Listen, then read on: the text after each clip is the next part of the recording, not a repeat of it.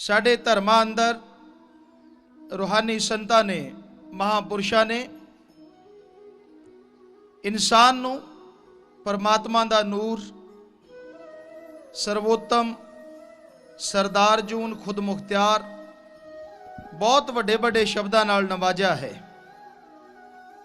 पर अज दा माहौल, अज दा समा, इस कलयुग अंदर अगर निगाह मारी जाए तो ऐदां दा कोई कम इंसान करदा होया जो इंसान नूं जानवरां नालों,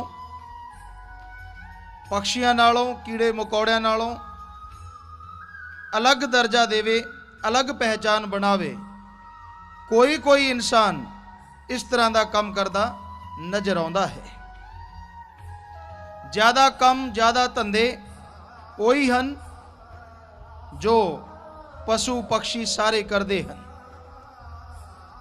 इंसान इंसानियत तो दिनों दिन गिरदा जा रहा है। इंसानियत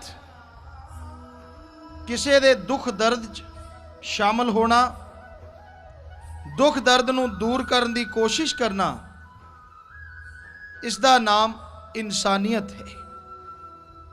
किसी का खून चूसना, किसी नूं तड़फाउणा, किसी नूं दुख पहुंचाउणा, ये इंसानियत नहीं, शैतानियत, हैवानियत, राक्षसीपन है। सो अज अगर निगाह मार के देखा जाए तो इंसानियत का धंधा करता होया कोई विरला इंसान नजर आता है। इंसानियत की दिनों दिन घाट हुंदी जा रही है। लोग मतलब परस्त हो गए हैं, स्वार्थी गर्जी ये संसार है। अपना स्वार्थ सिद्धा करने लई, अपने लिए रुतबा, अपने लिए पैसा, मान, इज्जत, शोहरत हासिल करने लई इंसान इंसानां नूं कीड़े मकोड़ियां वांग कुचल रहा है। झूठी मान वड्याई, झूठा रुतबा और पैसा, ये सब कुछ हासिल करने लई अज इंसान इंसानियत तो गिर चुकिया है। झूठ फरेब का सहारा लैंदा है, बुरे कर्मां विच, बुरे ख्यालों विच ज़्यादा समा लगाउंदा है। उस वाहिगुरू की याद विच, ओम हरि अल्लाह परमात्मा की याद विच बहुत घट समा, और वो समा भी कई लोग मजबूरी वश दिंदे हैं कि परिवार वाले या घर वाले की कहणगे कि ये मालक नूं याद नहीं करता, या लोकां दे दिखावे लई। सो अज सच्ची भगती करने वाला, मालक दी सच्ची तड़फण वाला कोई विरला नजर आउंदा है। ज्यादा लोग दौलत लई तड़फ रहे हैं, ज्यादा लोग झूठे अहंकार विच तड़फ रहे हैं और दुनियावी धंधियां अंदर खोए हैं। जिंदगी का मकसद अगर निगाह मार के देखा जाए, इंसान ने पैसे नूं बना रखा है। कोई धंधा लो, चाहे वह व्यापार, बिजनेस, नौकरी पेशा है, किधर भी निगाह मारो, सारियां दा इक्को ही निशाना है, वध तो वध और जल्दी तो जल्दी धनाड़ किवें बनिया जावे, किस तरह दुनिया ते सिक्का चलाया जावे। बड़े उच्चे सुपने इंसान दे बन गए हैं, और जेड़े पूरे नहीं हुंदे तो फिर बुराई का सहारा लैंदा है। दौलत, मेहनत, हक हलाल, दसा नौआं की किरत कमाई नाल भी इकट्ठी हो सकती है, पर वो थोड़ा समा लगता है। ठगी, बेईमानी, रिश्वतखोरी, भ्रष्टाचार, इस नाल दौलत बड़ी तेजी नाल वधदी है।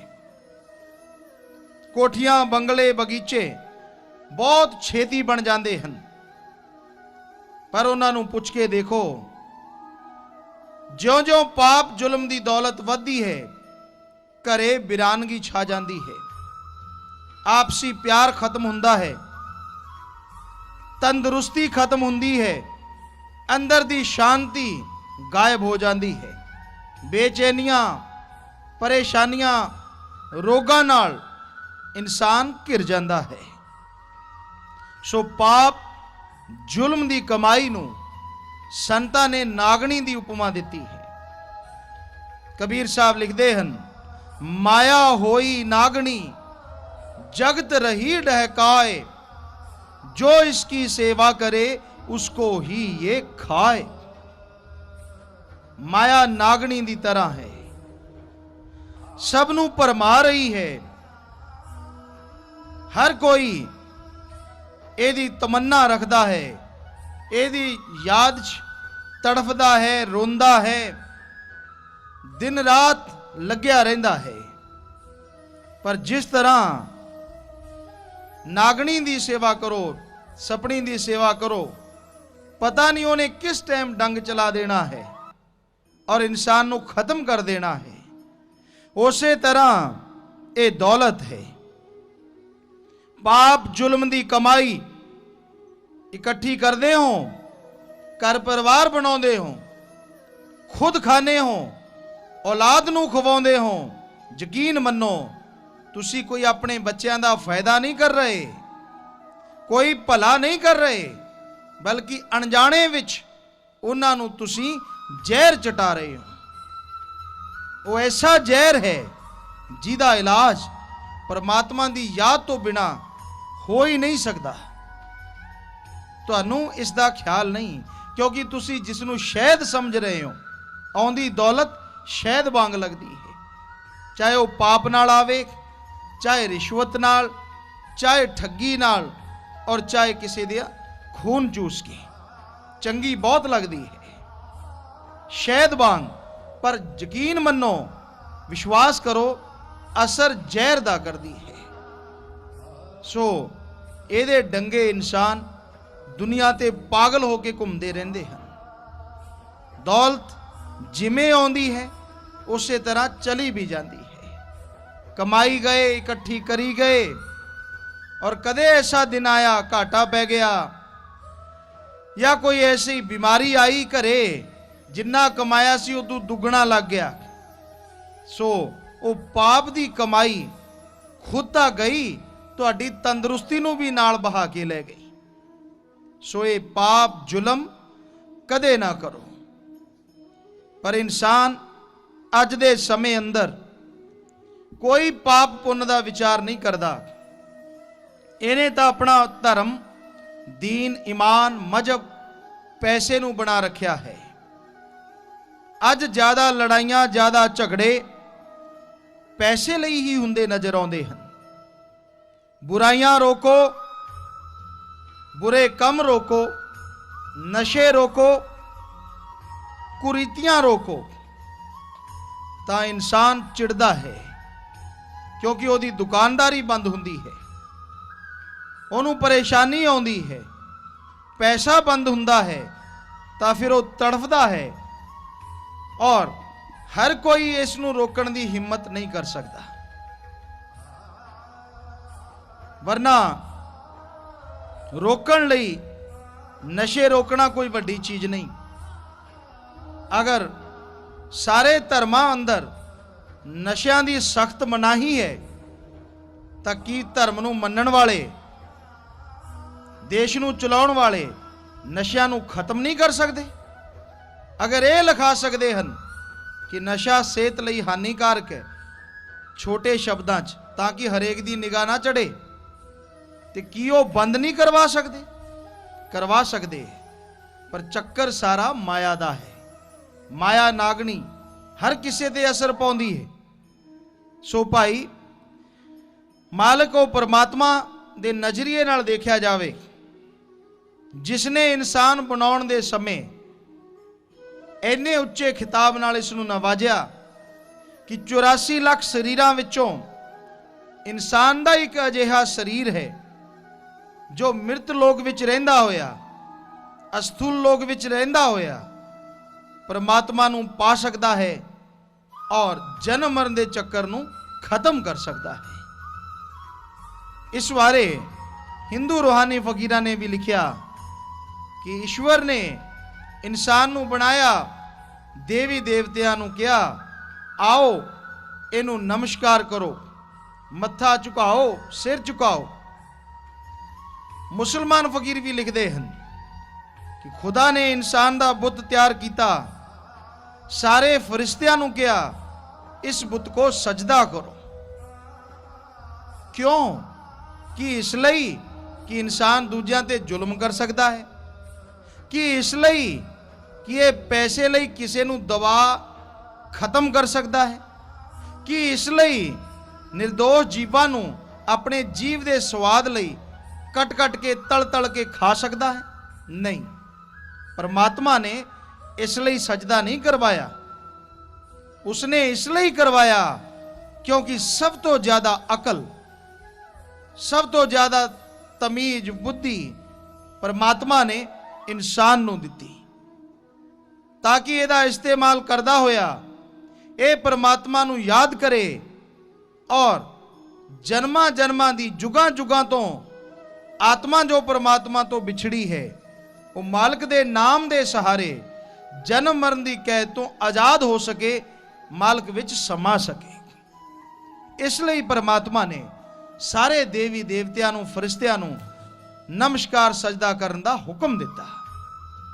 ਔਰ ਇਸ ਬਾਰੇ ਕਬੀਰ ਸਾਹਿਬ ਵੀ ਲਿਖਦੇ ਹਨ, ਗੁਰ ਸੇਵਾ ਤੇ ਭਗਤ ਕਮਾਈ ਤੋ ਇਹ ਮਾਨਸ ਦੇਹੀ ਪਾਈ, ਸੱਚਾ ਗੁਰੂ ਮਿਲੇ। ਗੂ ਦਾ ਮਤਲਬ ਹੁੰਦਾ ਹੈ ਅੰਧਕਾਰ, ਜਦੋਂ ਇਹ ਸ਼ਬਦ ਬਣਿਆ।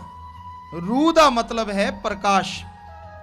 ਗੁਰੂ ਤੋਂ ਭਾਵ ਜੋ ਅਗਿਆਨਤਾ ਰੂਪੀ ਅੰਧਕਾਰ 'ਚ ਗਿਆਨ ਦਾ ਦੀਵਾ ਜਲਾ ਦੇਵੇ, ਗਿਆਨ ਕਰ ਦੇਵੇ, ਉਹ ਗੁਰੂ ਹੈ।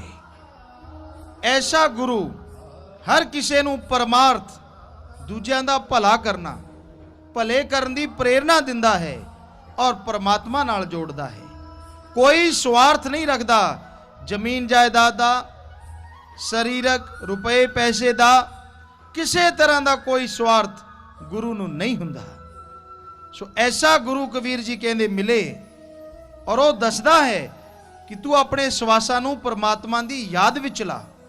ਗੁਰ ਸੇਵਾ ਤੇ ਭਗਤ ਕਮਾਈ ਤਬ ਇਹ ਮਾਨਸ ਦੇਹੀ ਪਾਈ, ਇਸ ਦੇਹੀ ਕੋ ਸਿਮਰੈ ਦੇਵ, ਸੋ ਦੇਹੀ ਭਜ ਹਰ ਕੀ सेव, भजो गोविंद भूल मत जाहो, मानस जन्म का एही लाहो। कबीर जी कहते हैं इस देही को सिमरै देव, कि ये शरीर लई देवी देवते सिमरन करते हैं, मालक अगे अरदास करते हैं। क्यों? उन्होंने पता है इस शरीर राही ही मोक्ष मुक्ति मिल सकती है। सो कबीर जी कहते हो सिमरन करते हैं, तेनू ये शरीर मिल चुकिया है, क्यों नहीं इसकी संभाल करता, परमात्मा की सृष्टि की सेवा करता। भजो गोविंद भूल मत जाओ, उस वाहिगुरु अल्लाह राम नू याद करो, भुलना नहीं, मानस जन्म का यही लाहो। इंसानी शरीर का सब तो बड़ा लाभ अगर उठाया जा सकता है तो उस परमात्मा नू देखना और उसकी बनाई सृष्टि की रचना बारे जानकारी हासिल करना। आज इंसान नमियां नमियां खोजां कर रहा है, रिसर्च कर रहा है, लेकिन कितनी हैरानी की गल है, अपने बारे असी कौन हाँ, कित्थों विछड़े हाँ, कौन है जिहड़ा सारी सृष्टि नू काबू विच करी बैठा है, कैसा है वो, कित्थे रहिंदा है वो, उसदे बारे कोई रिसर्च खोज करन नू तैयार नहीं। दुनिया दीयां जिन्नियां भी खोजां होईयां हन, रिसर्च होए हन, जिन्नियां भी साइंसदानां ने काढां कढियां हन, उन्हां लई ਕਈਆਂ ਨੇ ਤਾਂ ਆਪਣੀ ਸਾਰੀ ਜ਼ਿੰਦਗੀ ਲਾ ਦਿੱਤੀ, ਕਿਸੇ ਨੇ 25-30 ਸਾਲ ਲਾਏ, ਤਦ ਜਾ ਕੇ ਕੋਈ ਆਵਿਸ਼ਕਾਰ ਹੋਇਆ, ਨਵੀਂ ਕਾਢ ਕੱਢੀ ਗਈ। ਪਰ ਹੈਰਾਨੀ ਇਸ ਗੱਲ ਦੀ ਹੈ, ਪਰਮਾਤਮਾ ਨੂੰ ਪਾਉਣ ਲਈ ਲੋਕ ਸਮਾਂ ਨਹੀਂ ਦੇਣਾ ਚਾਹੁੰਦੇ। ਕੋਈ ਪੈਸਾ ਬਰਸਾਉਂਦਾ ਹੈ, ਕੋਈ ਚੜਾਵਾ ਚੜਾਉਂਦਾ ਹੈ, ਕੋਈ ਤਰ੍ਹਾਂ ਤਰ੍ਹਾਂ ਦੇ ਕੱਪੜੇ ਪਾ ਕੇ ਮਾਲਕ ਨੂੰ ਖੁਸ਼ ਕਰਨਾ ਚਾਹੁੰਦਾ ਹੈ। ਸੋ ਇਹ ਤਰੀਕੇ ਸਾਰੇ ਗਲਤ ਹਨ। ਪਰਮਾਤਮਾ ਨੂੰ ਵੀ ਪਾਉਣ ਲਈ ਤੁਹਾਨੂੰ ਸਮਾਂ ਦੇਣਾ ਪਏਗਾ। ਜਿੱਦਾਂ ਹਰ ਕੰਮ ਲਈ, ਹਰ ਫਲ ਪਾਉਣ ਲਈ ਮਿਹਨਤ ਕਰਨੀ ਪੈਂਦੀ ਹੈ, ਚਾਹੇ ਉਹ ਪਹਿਲੀ ਕਲਾਸ ਹੀ ਕਿਉਂ ਨਾ ਹੋਵੇ, ਉਹਦੇ ਲਈ ਵੀ 1 ਸਾਲ ਦੇਣਾ ਪੈਂਦਾ ਹੈ। ਸੋ ਪਰਮਾਤਮਾ ਲਈ ਕਿ 6 ਮਹੀਨੇ ਜਾਂ 4 ਮਹੀਨੇ ਯਾਦ 'ਚ ਨਹੀਂ ਲਾਉਣੇ ਚਾਹੀਦੇ? ਲਾਉਣੇ ਚਾਹੀਦੇ। ਪਰ ਅੱਜ ਦਾ ਇਨਸਾਨ ਪਰਮਾਤਮਾ ਦੀ ਯਾਦ 'ਚ ਸਮਾਂ ਨਹੀਂ ਲਾਉਣਾ ਚਾਹੁੰਦਾ, ਬਲਕਿ ਕੋਈ ਛੋਟਾ ਰਸਤਾ, ਜਿਹਨੂੰ ਇੰਗਲਿਸ਼ 'ਚ ਕਹਿੰਦੇ ਸ਼ਾਰਟਕਟ, ਭਾਲਣਾ ਚਾਹੁੰਦਾ ਹੈ ਕਿ ਮਿਹਨਤ ਕਰਨੀ ਨਾ ਪਵੇ ਔਰ ਪਰਮਾਤਮਾ ਮਿਲ ਜਾਵੇ। ਆਮ ਸੁਣਨ ਵਿੱਚ ਆਉਂਦਾ ਹੈ, ਸਾਡਾ ਚਮਤਕਾਰ ਨੂੰ ਨਮਸਕਾਰ ਹੈ। ਕੋਈ ਸਾਨੂੰ ਪਰਮਾਤਮਾ ਦਿਖਾ ਦੇ, ਅਸੀਂ ਮੰਨ ਲਾਂਗੇ ਉਹ ਬਹੁਤ ਵੱਡਾ ਭਗਤ ਹੈ, ਬਹੁਤ ਵੱਡਾ ਸੰਤ ਹੈ। ਸੋ ਇਦਾਂ ਦੇ ਗ੍ਰਾਹਕਾਂ ਨੂੰ ਫਿਰ ਬਹੁਤ ਦੁਕਾਨਦਾਰ ਮਿਲ ਜਾਂਦੇ ਹਨ, ਜੋ ਕਹਿੰਦੇ ਹਨ ਫਿਕਰ ਨਾ ਕਰ, ਤੈਨੂੰ ਹੁਣੇ ਦਿਖਾ ਦਿੰਨੇ ਆ ਪਰਮਾਤਮਾ। ਇਦਾਂ ਦੇ ਇੱਕ ਸੱਜਣ ਸਾਨੂੰ ਮਿਲੇ, ਦਿੱਲੀ ਸਾਈਡ 'ਚ, ਬੰਗਾਲ ਦੇ ਇੱਕ ਡਾਕਟਰ ਸਨ। जब सत्संग सुनी, नाम लिया, बात चर्चा करी, कहने लगे गुरु जी मेरे साथ भी ऐसा ही हुआ है। असी क्या, किस तरह होया? कहना मैं इंग्लिश रूहानी संतां दी बाणी पढ़ी सी और उस विच आउंदा है गॉड्स वॉइस एंड लाइट या लाइट एंड साउंड, जिन्हों अनहद बाणी, धुरकी बाणी, बांगे इलाही दूजे धर्मां च कहा जाता है। सो कहना मैं क्या, कोई मैनू उस लाइट या आवाज नाल मिला देवे, मैं मनूंगा वो बहुत वड्डा भगत है। सो कहना एक जगह मैं चलिया गया, वो कहन लगे जी हाँ तुहानू हुणे लाइट नाल मिला दिन्ने आ, अंदर दी जो लाइट है वो बाणी है हुणे सुना दिन्ने आ। कहंदा जी मैं क्या, ये तो सही जगह आ गए। मैं क्या दिखाओ? कहंदे ना, पहला टैक्स कड्डो, वो तुसी जानदे ही हो, परमात्मा के नाम से जो लिया जाता टैक्स ही है। परमात्मा तो कदे लैन आया नहीं, कदे वेख्या तुसी मालक नूं पैसा लेंदे होए? सवाल पैदा नहीं हुंदा। सो उत्थे फिर आउंदे हाँ, वो कहंदा जी मैं क्या ठीक है पैसा दिंदा हाँ, पैसा दिता 500-400 जिन्ना भी ख्याल च नहीं साडे। सो कहंदा 2 पहलवान आदमी सी, उन्होंने खब्बियों सज्जियों फड़िया, एक कमरे अंदर लै गए। हनेर घुप सी उसके अंदर, उत्थे कहंदा जी मैनू बहा लिया, दोने खब्बे सज्जे बह गए, बाहां फड़ के।